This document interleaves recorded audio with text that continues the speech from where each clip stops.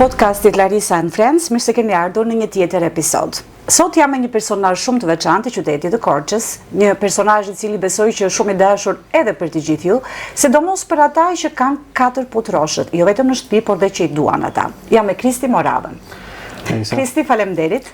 Faleminderit për ftesën, është një kënaqësi e veçantë që të jem në këtë podcast që ti organizon.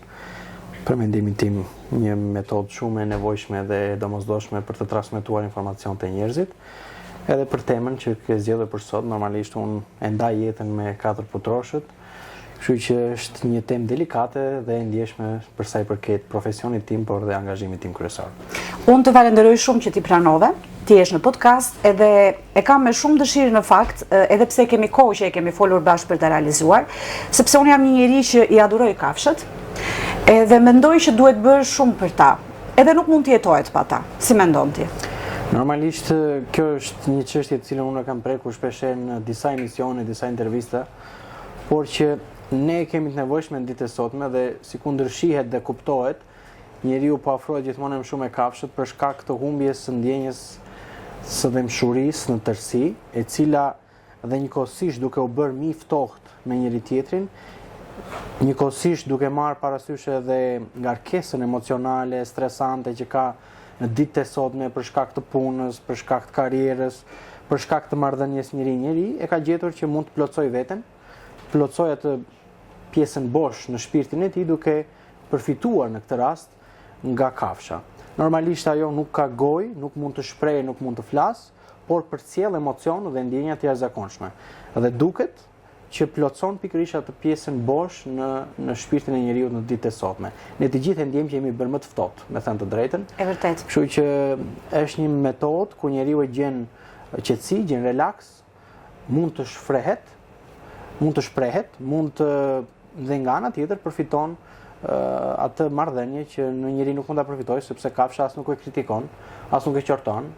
Kështu që gjithmonë është dhe në këtë rast unë them që më shumë përfiton njeriu sesa kafsha në marrëdhënien njeri 4 putrosh. Është shumë e vërtet në fakt. Unë mendoj që njerëzit që janë dhënë pas kafshëve janë njerëz shumë special. Unë kam pasur një lidhje shumë të fortë me kafshët që kur kam qenë e vogël. Ndoshta atëherë nuk ka qenë sepse ndjeja atë përgjegjësinë ose rëndësinë tamam në thelb se çfarë të përcjellnin ata. Po thjesht doja ta kisha, pavarësisht se prindrit nuk ishin shumë dakord që unë të mbaja kafshë. Ndërkohë që tani, duke qenë se vendos vet, arrita ta realizoj. Dhe kam pasur 3 kafshë, 2 mace dhe një qenë në shtëpi, që ti e di sepse ti je veterineri i familjes. Me të cilët jam shumë e lidhur. Ndonjëherë më ndodh që njerëzit më thonë se i trajtoj si njerëz, edhe kjo ju duket e çuditshme. Besoj që nuk e kuptojnë për shkak se nuk kanë arritur të kenë atë afinitetin, atë dashurinë që ta përcjell kafsha, ashtu sikurse e the edhe ti. Por besoj që ata që kanë në fakt kafshë në shtëpi më kuptojnë shumë mirë se sa shumë i lidhur është njeriu me kafshët. Edhe për shkak të këtij emocioni që ti the pak më përpara, që njerëzit duke u bërë të ftohtë me njëri tjetrin, një lidhje shumë të veçantë dhe të përzemërt e kanë edhe te kafshët, që vetëm gojë nuk kanë. Po të flasim pak për ty, si ka filluar, domethënë, pse zgjodhe ti të bëhesh veteriner? Ka qenë thjesht një profesion që ke zgjedhur ashtu siç mund të zgjedhësh çdo profesion tjetër, apo ka qenë një lidhje tënde e veçantë me kafshët? Historikisht, familja ime ka mbajtur kafshë, dhe jo pak, po me numra të mëdhenj. Gjithmonë mbi 3 mace, mbi 3 qenë. Shtëpia ka qenë plot, kështu që edhe që i vogël unë jam marrë me to, kam ndjerë një dëmshuri, dhe kjo më bëri që në studimet e shkollës të lartë të zgjedh pikërisht të profil. Kur kam shkuar në fillim, ne dalim mjek të përgjithshëm për të gjitha kafshët, duke përfshirë dhe kafshët e fermës dhe kafshët e vogla të shoqërimit, por më pas u orientova vetëm në këtë pjesën e kafshëve të shoqërimit, duke qenë një preokupim tim kryesor dhe ngarkesa ime më e madhe që kam në jetën time, jo vetëm fizike, por edhe emocionale, pasi është një histori e hershme, e cila në ditët e sotme mua më është bërë angazhim kryesor sekondërthash. Kështu që ka pasur një lidhje të dikurshme dhe edhe sot e kësaj dite vazhdojmë të kemi po të njëjtat numra në shtëpi, 4 mace, 4 qenë. Në rast se do t'i kthehesha pak asaj që ti fole, në lidhje me marrëdhënien, që edhe mos keq kuptohemi, marrëdhënia njeri kafsh është shumë e veçantë dhe sekondërthash në fillim plotson njeriu në këtë rast.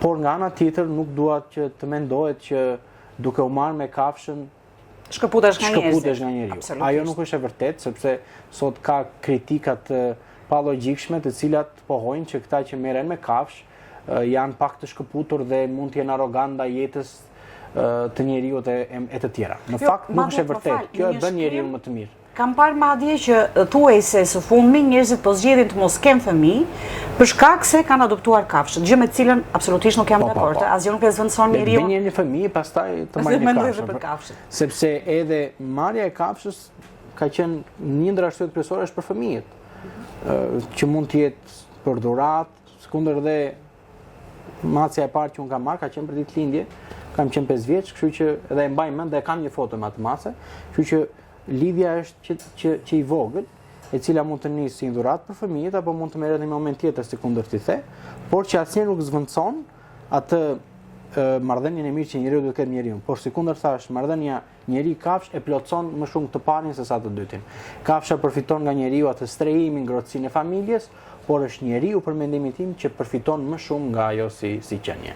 Më intrigoi shumë në fakt kjo pjesa e dhuratës. Ndonse është pak me risk të themi, ose e guximshme si dhuratë, sepse nëse ti dhuron një qen ose një mace, ke atë merakun se ndoshta prindërit do ta pranojnë, do ta mirpresin në shtëpi apo jo. Sa e rëndësishme është për një fëmijë të rritet me një 4 putrosh? Normalisht marrja e një 4 putroshi për fëmijët si dhuratë duhet bërë në një moshë të caktuar, jo shumë herët. Mosha 5 vjeçare, 4 vjeçare do të ishte ideale. Normalisht do kafshë që merret dhe hyn në shtëpi fillimisht duhet të kalojë nga klinika veterinare për të bërë një kontroll, sepse normalisht ka disa probleme dhe sëmundje që mund të transmetohen, pavarësisht se nuk kanë asnjë risk në rast se ndiqet profilaksia e dur, dhe më pas mund të hyjë në shtëpi. Në këtë rast, kundrejt fëmijës, marrja e një kafshëve është ideale sepse i mëson atij ato aktivitetet e para, përgjegjësinë e parë, e bën të shkëputet nga këto gjëra të cilat ne duam të shkëputni fëmijët, nga telefoni, nga imazhet të tepruara që mund t'i lodhin mendërisht fëmijë dhe t'i ngarkojnë nga ana psikologjike, duke parë lloj-lloj gjërash në qoftë edhe filma vizatimor me shumë drita, me shumë kështu, ju ndërpresin atë imagjinatën për kushtimin, për përgjegjshmërinë, për diçka. Kështu që marrja e një kafshë i bën që të jenë më të përgjegjshëm, të fillojnë të bëjnë disa lëvizje për kujdesjeje, sepse do disa shërbime, të ndjejnë që tani kanë një angazhim dhe mendoj që i bën edhe më të ndjeshëm, më të mirë. Një fëmijë që rritet me një kafshë në të ardhmen do të jetë gjithmonë një njeri më i mirë, më i butë, më i dëmshur sesa e kundërta. Pavarësisht se nuk është absolute, por që marrja e kafshës, qoftë një qen, një mace apo një kafshë tjetër shtëpiake, po unë do të ngelesha tek këto. Këto e plotësojnë më shumë këtë për shkak të karakteristikave fenotipike që këto kafshë kanë dhe sjelljes që ato bëjnë.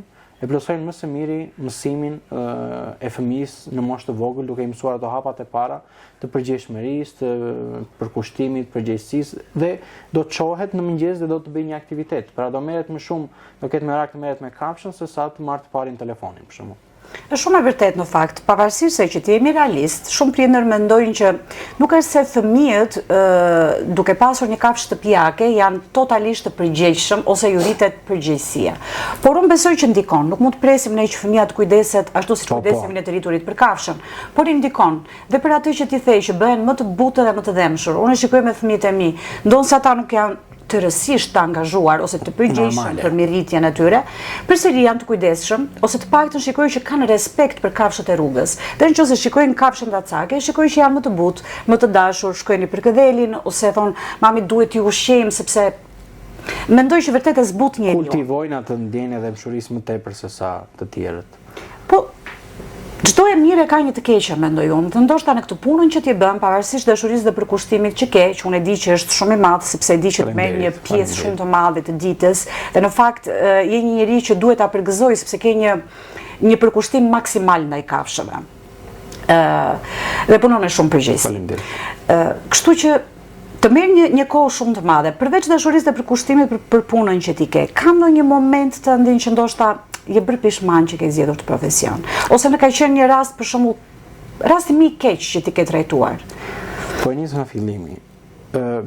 Pishman nuk jam bërë absolutisht, është një punë që unë ndaj jetën midis dy aktiviteteve, duke qenë në universitet, në programin që jap mësim teknologjia ushqimore për ushqimin e tjera, dhe menaxhimin veterinar, fakultetin e mujësisë dhe pjesa e klinikës.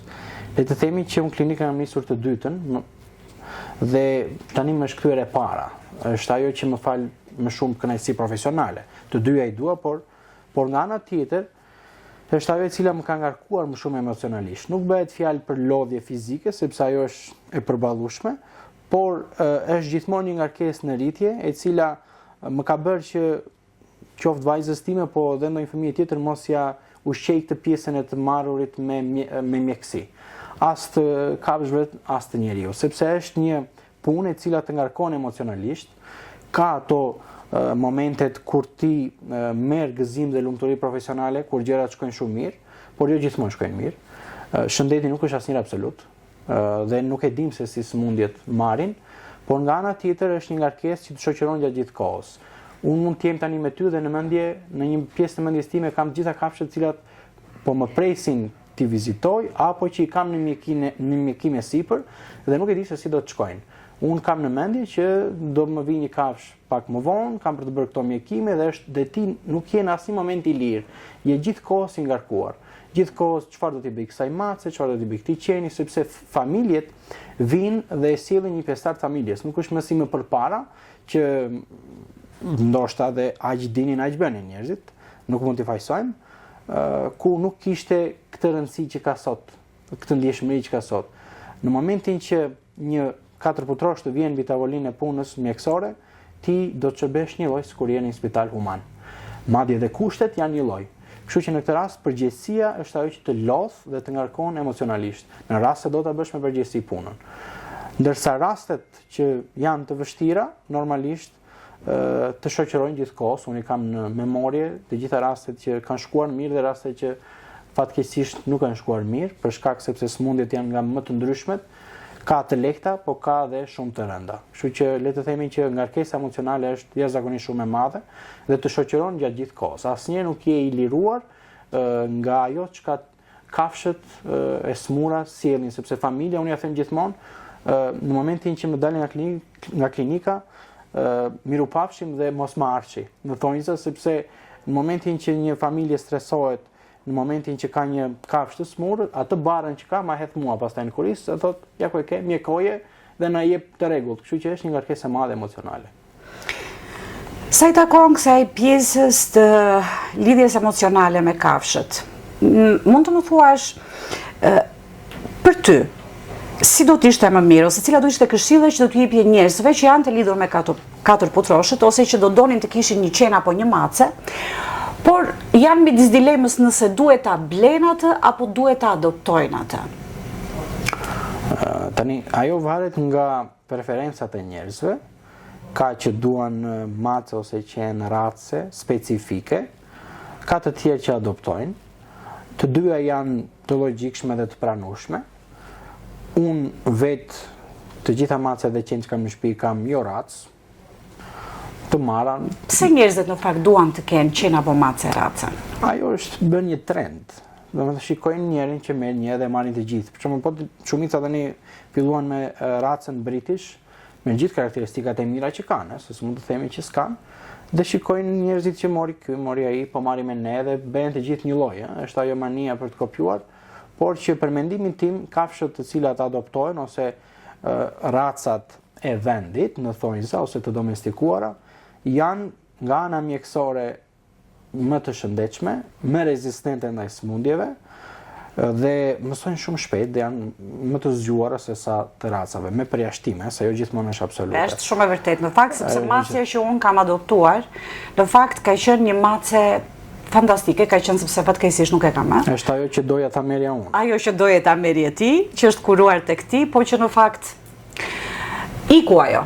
Nuk është se ngorti. Po. Nuk kishte sëmundje, kishte asnjë sëmundje, po iku. Gjithsesi unë isha shumë e lidhur me të dhe këtë doja të thoja që ishte një mace fantastike. Ka mësuar çdo gjë vetë, mu dhe shumë pak kohë që ti impenjohesha për ta mësuar në zakonet e saj, dhe në fakt ka qenë një mace e zgjuar, një mace shumë e shkafët, një mace shumë e pastër.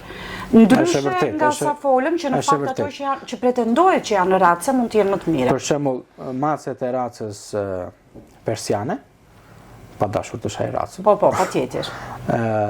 Që janë ashtu me qime, me ingëzof dhe karakteristika që i pëlqejnë shumë njerëzit, në fakt, për mendimin tim, janë shumë delikate, nuk të falin atë me përjashtime gjithmonë, atë gëzimi që mund të falë një mace që është melozonjare, gjithmonë janë kështu si do të rrequra, dhe janë shumë po tepër delikate për sa i përket sëmundjeve, shumë të ndjeshme ndaj një viroze të lehtë e përjetojnë sikur është viroza më e rëndë. Kështu që në këtë rast unë jam që mund t'i mbajnë të dyja, por për mendimin tim edhe këto që mund të adoptohen janë një zgjedhje ideale për të mbajtur në shtëpi.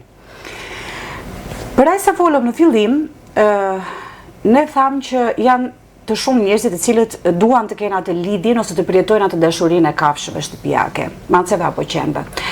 Por ndërkohë që ka dhe njerëz të cilët pavarësisht se i adoptojnë ose i blejnë, sepse kemi parë edhe shumë që në raste të pakta në faqet në rrjetet sociale, shohim që ka shumë kafshë të braktisura sot. Po kjo pse ndodh në këndvështrimin tënd? Kjo është një plagë në fakt e shoqërisë sotme, sepse njerëzit e marrin një kafshë duke mos ditur përgjegjësitë që kanë. Marrja një kafshë nuk është një lodër, nuk është se morë diçka që do ta lësh diku dhe i ka gjithë. Ajo është një angazhim, një lloj si të kesh një fëmijë tjetër, sepse sot një kafshë në shtëpi do shërbime veterinare, do shërbime të përditshme, shëtitje, pastrim, mirëmbajtje, higjen, ushqim të zgjedhur. Kështu që le të themi që është një angazhim kryesor. Duhet quar për të ndjekur gjithë skemat e vaksinimit dhe të profilaksisë mjekësore tek mjeku veteriner, duhet nxjerrë shëtitje 2-3 herë në ditë, duhet të ushqehet, duhet të pastrohet dhe të ha goxha kohë. Nga ana tjetër, si kundër përmenda pak më përpara, i marrin për fëmijët, pastaj u ngel prindërve, fillojnë të në thonjza të pesdisen nga disa gjëra që janë normale, por që duhet t'i parashikojnë në fillim, siç mund të jenë qimet, që mund të shpërndajë tek zofit, që mund të shpërndajnë nëpër shtëpi, por edhe kjo është shumë e zgjidhshme dhe e menaxhueshme, sepse mund të krijosh një hapësirë brenda shtëpisë që të jetë dedikuar për kafshën, nuk është e thënë që ta mbash në dhomë të gjumit edhe ta ankohesh pse ka qime. Dhe kjo nuk është arsye për ta nxjerrë jashtë, për ta abandonuar, për ta duke sjell problem dhe për kafshën dhe për menaxhimin e situatës në vazhdimsi pastaj. Kështu që mendoj që njerëzit duhet të jenë koshient që kur marrin një kafshë, për cilado qoftë arsyeja për të cilën e marrin në shtëpi, duhet të dinë që kanë përgjegjësi. Nuk është që sepse nëse dikur i kanë pas lënë në porobor dhe kafsha ka pasur funksionin e mbrojtjes së territorit dhe deri këtu shkonte, tani ajo është pjesë e familjes dhe i do të gjitha angazhimet një lloj siç një fëmijë i vogël. Dhe mendoj që kur fillojnë të ndjejnë këtë ngarkesën, një pjesë që është fatkeqësi në fakt, humbasin nga ndjeshmëria dhe pastaj fillojnë kërkojnë ta adhurojnë diku tjetër, dhe në rast se kjo s'funksionon, pastaj e lëshojnë në rrugë, që është gabim i madh dhe për mendimin tim duhet nxjerrë në një vendim ligjor që ndalohet braktisja e kafshëve. Në mënyrë që njerëzit të mos, sepse ka nga ata që mund ta mendojnë 2 herë në rast se do ta braktisin një kafshë, ka dhe nga ata të cilët e kanë zgjidhje kështu të parën dhe as e mendojnë fare, apo ata të tjerë të cilët kanë një kafshë, nuk i sterilizojnë, ato riprodhohen dhe më pas i lëshojnë në për rrugë ose kudo që të munden. Në fakt jam shumë dakord me ty. Nuk e di nëse ekziston një ligj, por shpresoj shumë që nëse jo, duhet të dalë një ligj i tillë, i pari që të sanksionojë të pjesën e braktisjes, mendoj unë, që është diçka shumë e keqe. Dhe ndoshta edhe për ata që i keq trajtojnë sidomos, duhet të ketë një ligj patjetër, sepse shikojmë edhe në rrjetet sociale që është tuar së tepërmi. Një nga arsyet në fakt, ose ato që lexoj në komente, me të cilën justifikohet braktisja e kafshëve, është pjesa që sapo kam lindur një fëmijë dhe mendoj që i bën alergji, ose pjesa tjetër për shkak të emigracionit jam i detyruar që ta nxjerr në rrugë. Në rastin e dytë nuk do ta pranoja fare, sepse gjithsesi mund të gjendet një zgjidhje, ndërkohë që për sa i takon rastit të parë, për ata prindër që janë çik skeptik nëse kanë fëmijë të vegjël edhe duhet, domethënë mund të jetë kafsha alergjike për fëmijën? Shiko, unë kam shumë që më vinte në klinikë dhe që kam kontakt të vazhdueshëm. Gjatë pjesës kur sapo ka ardhur një fëmijë në shtëpi, nga ana mjekësore, nuk është e rekomandueshme që kafsha të jetë në kontakt të drejt për drejt me fëmijën. Ka shumë video, shumë gjëra që shikojnë që kafsha shkon, afrohet, e lëpin, e bën, ka kontakt direkt, ka shkëmbim ajri, në fakt nga ana mjekësore ajo nuk është e rekomandueshme. Do të vijë momenti kur bebi të ketë kontakt me kafshën. Qoftë edhe një fije gëzofi mund të shkaktojë një reakcion, një bllokim të bronkeve tek fëmijët, të cilat janë shumë të brishta, mund të shkaktojë alergji, mund të transmetojë sëmundje direkte, të cilat mund të shmangen. Sado që kafsha e shtëpisë, qen apo mace mund të ketë kryer të gjitha trajtimet, e mira është që në fillim mos ketë kontakt. Kjo nuk është arsye që nëse do të kishim një kafsha të ta lëm në rrugë, sepse unë kam raste që i di dhe janë ata të cilët kanë qenë çifte të reja, kanë pasur një kafshë dhe janë bërë prindër, kanë gjetur zgjidhjen, e kanë çuar te prindërit ose e kanë lënë tek një i afërm, derisa kalon kjo faza që fëmia të krijojë atë imunitetin e vet, sepse deri në një moshë të caktuar imuniteti është pasiv, varet komplet nga ushqyerja nga ema, kështu që më pas kur të fillojë që të krijojë imunitetin aktiv të vetin, mund që të fillojë të ketë një kontakt. Por në logjikën mjekësore nuk është e rekomandueshme që të kenë aq kontakt, sepse sado që mund të jenë të shkëlqyer, sado që mund të jenë të mirë, kanë gjithë ato karakteristikat e mira dhe ndjeshmërinë që japin njeriu, mos harrojmë që në fund të fundit janë kafshë dhe mund të veprojnë ndonjëherë dhe me instinkt. Pra ai nuk do as të qerë, as të kafshojë, as të bëj, por ndonjëherë instinkti mund ta bëjë që të bëjë veprime të pamenduara mirë, çka mund të jenë ndonjëherë dhe fatale për një fëmijë që nuk ka mbushur vitin. Kështu që mendoj që nuk duhet të ketë kontakte të drejtë për drejta midis kafshës dhe fëmijës në muajt e parë të jetës. Gjithsesi çdo gjë ka një zgjidhje tjetër që në fakt zgjidhja gjendet, kështu që pavarësisht pjesës së përgjegjësive, normalisht që kërkojnë një përgjegjësi shumë të madhe dhe një impenjim shumë të madh, po dhe një ekonomi në fakt të mirë, sepse normalisht nëse duhet i mbarë siç duhet, patjetër që kanë nevojat e tyre, por gjithsesi unë mendoj që dashuria që t'i japin është kaq e madhe sa ja vlen çdo gjë. Po, kjo është e vërtetë. Kristi, në lidhje me sa folëm për rrjetet sociale, janë disa faqe të cilat kujdesen për kafshët dhe në fakt bën një punë të mirë për sa i takon kafshëve të braktisura. Mua vetë më ka ndodhur që më ka burdyer qeni dhe kam gjetur atje, kështu që janë një ndihmës goxha e madhe, ose edhe për ato raste të cilat duan që ta adoptojnë kafshët e natyrës.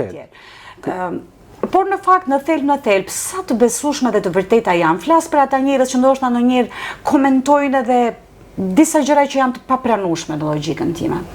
Normalisht ka goxha angazhime vullnetare, shfaqje në internet, të cilat funksionojnë si kundër t'i e them më së miri, japin një kontribut shumë të mirë, ndihmojnë që ta adoptojnë kafshë, ndihmojnë kur humbasin, marrin përgjegjësi në rastet që duhet mjekuar në një kafshë, kështu që i përgëzoj dhe bën një punë jashtëzakonisht shumë të mirë, duke qenë një urlise midis njerëzve, midis kafshës dhe njeriut, dhe midis veterinerit dhe pjesës tjetër në lidhjen të menaxhimit të kësaj situate me kafshët. Ka njerëz që duan të adoptojnë dhe i gjejnë shumë mirë këtu nëpër këto faqet. Ka njerëz të cilët ju ka humbur kafsha, apo ka kafshë që janë pa pronar dhe duhen mjekuar. Kështu që ka një rol shumë të madh, i cili plotësohet edhe nga ndihma që shumë vullnetarë të tjerë japin. Normalisht janë individ të cilët kanë ndjeshmëri, kanë ndjenjë përgjegjësisë dhe harxojnë nga koha e tyre, por në rast se do të mendojmë për ta bërë ndoshta pak më serioze situatën, do duhet që të funksionojnë qoftë edhe legalisht.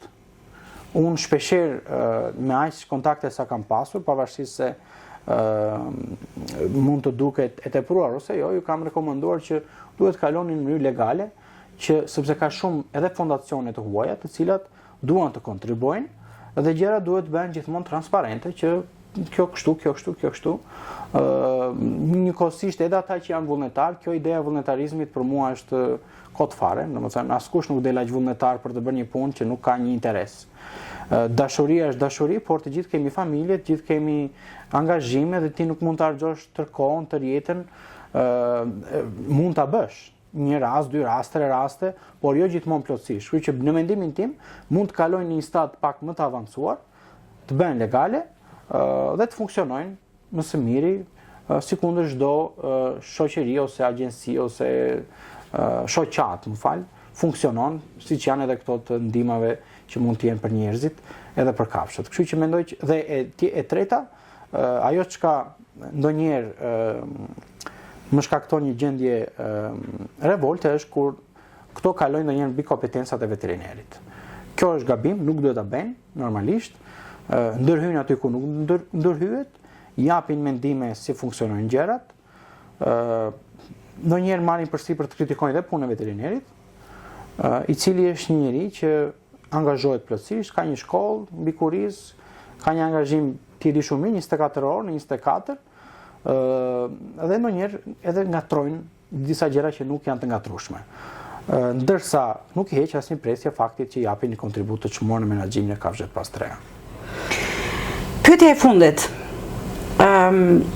Çfarë mund të bëhet më shumë për kafshët endacake? Sepse në fakt janë dy anë të medaljes. Ne folëm për sa të mira janë kafshët, si ndikojnë në jetën tonë, sa shumë i duam ne ato dhe duhet i duam, sepse janë krijesa të pambrojtura të cilat patjetër që kanë nevojë për ne dhe unë jam shumë empatike ndaj kësaj e them me shumë pasion në fakt.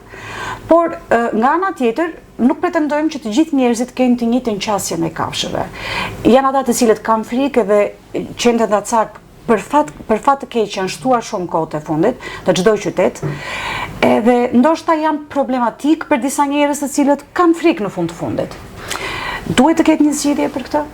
Kjo është një çështje delikate, sepse fillimisht njerëzit mund të fillojnë të presupozojnë dhe të kritikojnë që sa halle kemi ne tani u erdhi radha për të menaxhuar qenë. Se kush ka rolin e vet.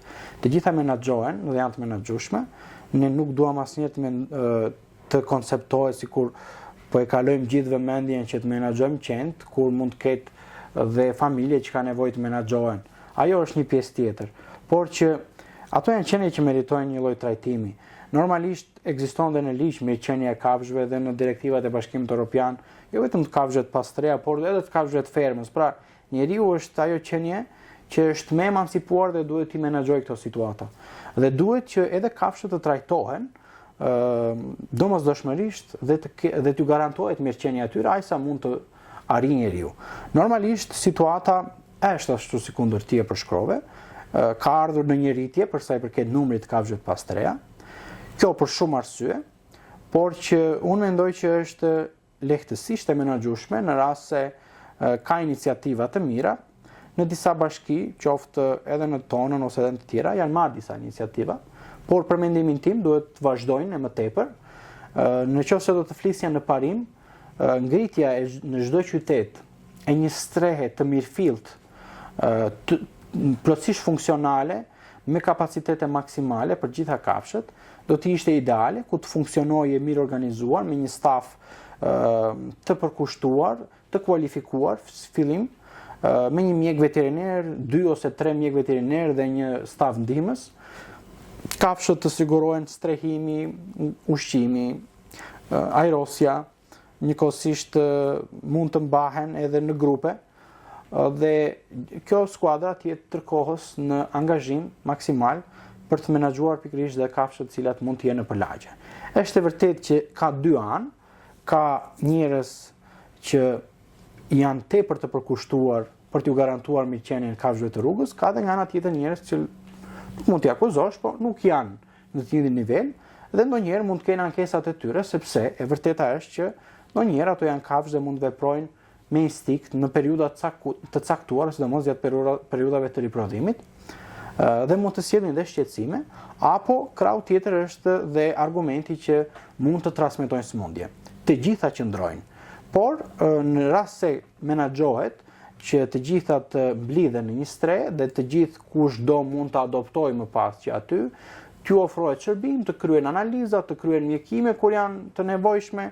Nga ana tjetër, në rast se do të jetë mirë formuar një strehës në çdo qytet, edhe qytetarët që duan mund të kontribuojnë, nga ana tjetër edhe njerëzit të këtij krau tjetër do të plotësojnë atë kërkesën e tyre ose ankesat e tyre në lidhje me ndonjë shqetësim që mund të kenë pasur në përlagje apo lulishtje e tjera. Dhe njëkohësisht, kjo duhet të vijë e shoqëruar dhe me masa të rrepta administrative për ata të cilët i abandonojnë në rruga ose nuk kryejnë sterilizimin e kafshëve që mbajnë. Mbaj mend më ka ardhur një çift nga Greqia dhe qeni 9 vjeç dhe e kanë sterilizuar sepse po më thoshin që do vendoset nga bashkia një ligj që në rast se ka kafshë të pasterilizuara do gjobiten. Kështu që normalisht nuk mund të jetë kaq absolute, sepse unë s'dua ta mbaj të sterilizuar, por nuk do ta lej asnjë që të riprodhohet, por duhet të jetë kjo tjetra, sepse ti mund të krijosh një stre, mund të menaxhosh ata çka ke tani në gjendje, që janë nëpër rrugët apo lagjet e qytetit, por ky numër vjen gjithmonë në rritje për shkak se njerëzit vazhdojnë dhe i lëshojnë. Kështu që është për mendimin tim, në rast se merret mendimi të gjithë ekspertëve të fushës dhe ka le të themi dashamirësi, motivim për ta zgjidhur këtë situatë, brenda 5 viteve kjo zgjidhet nëpërmjet një stre të plot, por nuk është thjesht një ide në një stre, një vend i kurin, por kjo të jetë akoma më e gjerë, më funksionale, multifunksionale, pse jo mund të jetë edhe pjesë ku njerëzit skundërthasht të vend të adoptojnë ose edhe të kalojnë një farë kohe. Mund të kalojnë të kryejnë ushqyerjen e kafshëve apo të bëjnë një shëtitje për gjithë ata të cilët duan të kenë një kontakt me kafshët, por nuk kanë mundësi për t'i mbajtur në shtëpitë e tyre, se skundërtham kanë edhe kostot e veta. Kështu që le të themi që plotëson të gjithë panoramën e të gjithë kërkesave, të gjithë ndjesive nga të gjitha grupet e interesit, ngritja një stre të plotë e cila të jetë në vazhdimsi pastaj. Kristi, unë të falenderoj shumë që ti ishe sot në podcastin tim, të falenderoj për kohën e çmuar edhe për mendimet e tua tepër të vyera. Jam shumë e kënaqur sepse i di që ka shumë njerëz të cilët e kanë të lidhur jetën me ty, sidomos ata që kanë kafshë në shtëpi, edhe në fakt dua të të përgëzoj edhe për durimin, se i di që unë jam një nga ato që të mbyt gjithmonë me pyetje sa ervi.